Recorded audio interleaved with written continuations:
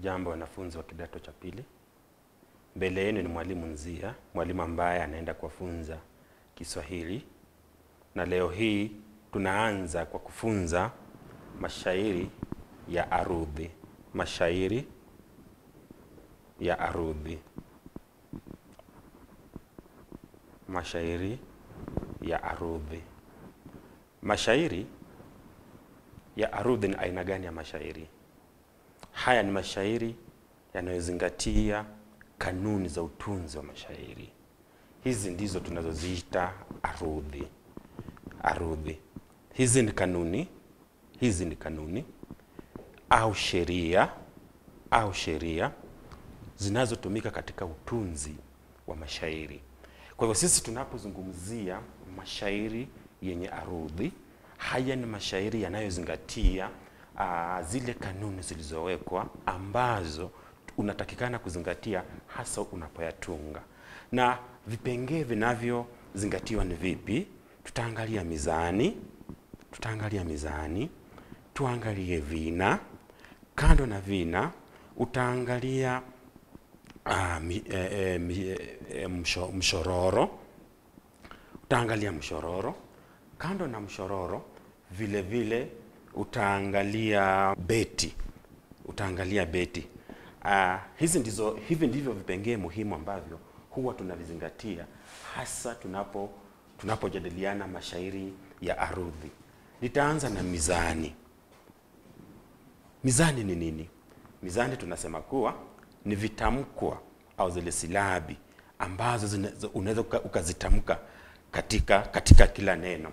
Kwa mfano neno lenyewe mizani. Neno lenyewe mizani lina mizani mingapi? Litakuwa na mizani mitatu. Mizani ya kwanza ni mizani ya pili za, mizani wa tatu ni. Huu ni wa kwanza, huu ni wa pili, huu ni wa tatu. Kisha kipengee kingine ambacho huzingatiwa ni vina. Vina ni silabi zinazopatikana katikati na mwisho wa mshororo. Zinapatikana katikati na mwisho wa mshororo. Vile vina vinavyopatikana katikati, zile silabi zinazopatikana katikati ya kila mshororo huitwa vina vya kati au vina vya ndani. Kisha vile vina vinavyopatikana mwisho wa mshororo vikaitwa vina vya mwisho au vina vya nje. Baada ya kuzungumzia vina, mshororo huo ni mstari mmoja katika kila ubeti. Kisha ubeti ni mafungu ya mishororo. Kwa mfano shairi linaweza likawa na mishororo miwili, mishororo mitatu. Kwa hivyo ubeti mmoja tuseme ukawa mshororo. Basi huu utakuwa ubeti. Kabla kuendelea kabisa utapata kuwa mashairi haya ya kuzingatia arudhi, ya kuzingatia kanuni za utunzi wa shairi huwa na nini? Mshororo huweza kugawanywa katika vipande mbalimbali. Kipande cha kwanza kikaitwa ukwapi. Kipande cha kwanza ni ukwapi. Kipande cha pili utao. Kisha kipande cha mwisho kikaitwa mwandamizi. Kuna yale mashairi yaliyo na vipande vingapi? Vitatu. Kipande cha kwanza ukwapi, kipande cha pili utao, kipande cha tatu mwandamizi. Kisha mshororo wa kwanza ukaitwa mwanzo. Mshororo wa kwanza unaitwa mwanzo. Mshororo wa pili ukaitwa mloto. Kisha mshororo wa tatu ukaitwa mleo. Mshororo wa kwanza mwanzo, mshororo wa pili mloto, mshororo wa tatu ukaitwa mleo. Nikiwa papo hapo katika ubeti utapata kuwa pana mashairi yaliyo na mshororo wa mwisho unaorudiwa katika kila ubeti. Endapo huu mshororo wa mwisho utarudiwa katika kila ubeti, basi utauita kibwagizo au mkarara au kipokeo au kipokeo au kiitikio. Mshororo wa mwisho, kiitikio. Huu ni mshororo wa mwisho unaorudiwa katika kila ubeti. Endapo utakutana na lile shairi ambalo lina huo mshororo. Na tumeona visawe mbalimbali vya mshororo huu. Tukasema kuwa endapo mshororo wa mwisho utarudiwa katika kila ubeti, utauita kiitikio, utauita kibwagizo. Kama si kibwagizo, una ruhusa ya kusema kuwa huitwa mkarara au kipokeo au kipokeo. Kisha mshororo wa mwisho usiorudiwa katika kila ubeti. Mshororo wa mwisho nao haurudiwi katika kila beti, nao huitwa vipi? Ule huitwa kimalizio, kituo au kiishio. Huu ni mshororo wa mwisho usiorudiwa katika kila ubeti. Kwa hivyo baada ya kuzungumzia hayo yote, yale mashairi yenye arudhi ambayo tumesema kuwa ni mashairi yanayofuata kanuni za utunzi wa ushairi tulizosema kuwa ni arudhi, yapo yanayozingatia idadi ya mishororo katika kila ubeti. Tutaanza na lile shairi la mshororo mmoja katika kila ubeti. Shairi la mshororo mmoja katika kila ubeti. Mshororo mmoja katika kila ubeti huitwaje? Shairi hili huitwa tathmina. Linaitwa tathmina. Shairi la mshororo mmoja katika kila ubeti. Lina mshororo mmoja tu, na mshororo mmoja ule ndio uliobeba nini? Ndio uliobeba ujumbe uliotakikana kupitishwa kutoka mahali fulani hadi kwingine. Kwa mfano tunaweza tukasema mgeni kumpokea,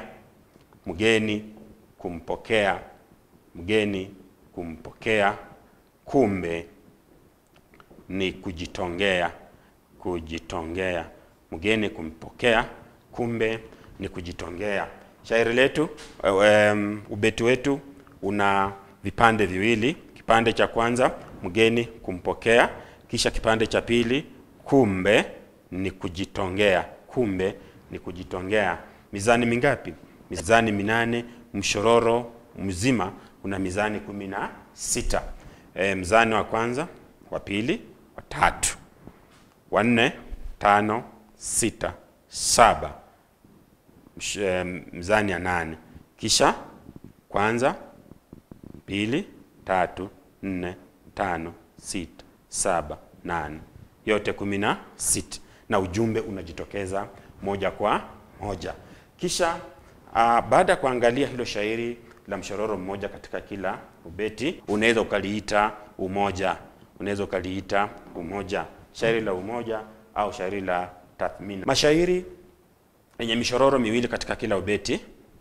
Mishororo miwili katika kila ubeti. Jinsi jina lenyewe tu lilivyosema miwili, na tukaliita uwili au tathnia. Ya kwanza, mishororo miwili katika kila ubeti. Lile shairi la mishororo miwili katika kila ubeti, mishororo miwili katika kila ubeti. Tutaangalia shairi la mishororo mingapi? 3 katika kila ubeti. Mishororo 3 katika kila ubeti. Shairi lenye mishororo 3, mishororo 3 katika kila ubeti. Mishororo 3 katika kila ubeti. Shairi lenye mishororo 3 katika kila ubeti, kwa sababu ya la mishororo ile 3, unaweza ukaliita utatu. Usiposema utatu, vile vile unaruhusiwa kuliita tathlitha. Utatu au tathlitha. Ina kipande cha kwanza, kipande cha pili, kipande cha kwanza, kipande cha pili, kipande cha kwanza, kipande cha pili, kisha huu ukawa ubeti. Kwanza tumesema ukwapi, kisha utao. ukwapi kisha utao, ukwapi kisha utao. Pale tutakuwa na vina vya kati, vina vya kati au vina vya nje, kisha vile ambavyo vitapatikana pale vitaitwa vina vya nje. Mshororo wa mwisho tumesema ni kibwagizo, kiitikio au mkarara, na endapo unarudiwa katika kila ubeti. Usiporudiwa haya basi utauita kimalizio, kituo au kiishio.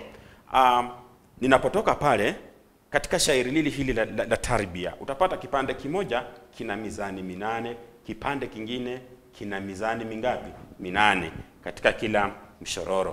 Kwa hivyo mshororo mmoja katika shairi la tarbia una mizani mingapi? 16. Mshororo unaofuata mloto 16, mleo 16, kibwagizo 16. Kwa jumla unapata kuwa ubeti katika shairi la tarbia huwa na mizani 64, mizani 64. Kwa hivyo baada ya kuzungumzia shairi la tarbia ambalo tumesema kuwa ni lile shairi lililo na mishororo 4 katika kila ubeti, tutaliangalia shairi jinginelo nalo ambalo lina mishororo mingapi? Mishororo 5 katika kila ubeti, mishororo 5 katika kila ubeti.